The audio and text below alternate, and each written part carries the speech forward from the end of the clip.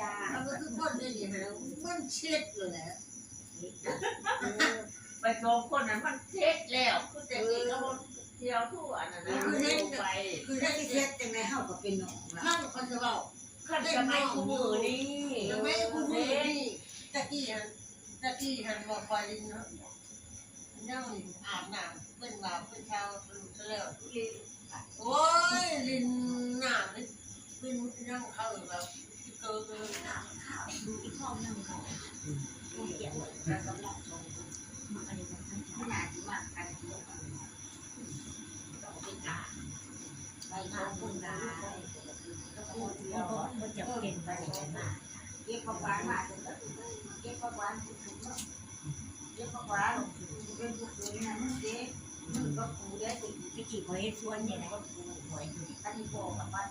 ไปน้ำบกตัวเด้อไปน้ำอาจะถือลงต้องหน่อยน้ำเขาน้ำแดงมันหนักยังยังใจจะกินมันไม่ผิดบุกไล่เดี๋ยวน้ำปูใหญ่นะเขาต้องข้อขี้มั่วมากก็ไปยานเอียดบอกหามากเอาลูกโป่งน้ำแจกตัวเราเราเราไม่ได้ไม่ได้เอาตัวบอกว่าขอคำได้ไงบุกหักบุกลาในส่วนแบบนี้ไม่บอกเอาไม่ได้ร้ายไม่ได้หรอกแต่บางเพราะแต่ละร้านกับก็มาแต่ละร้านก็เอาชิ้นนี้งานดีใจก็ดีกว่าก็หันจับ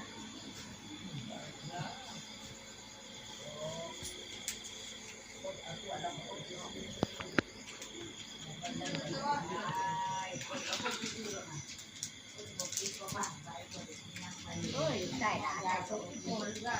คนละไปไหนเนาะ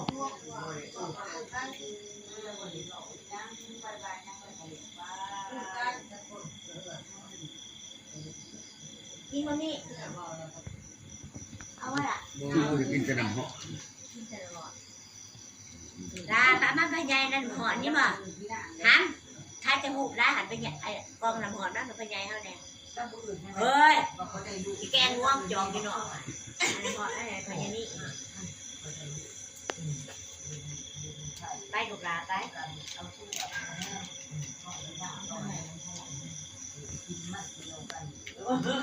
น้ำหอนเด้อถูกเด้อก้นมันพยายฮะเด้อถ่ายรูปเลยก็ทายกล้วยแล้วมาดูก็ได้มาจะออกมาแล้วก็ก็ได้ดูแม่บอกก่อนน้องแม่บอกก่อนก็ได้ดูก็ได้ดูแม่บอกก่อนก็ได้ลงหลาย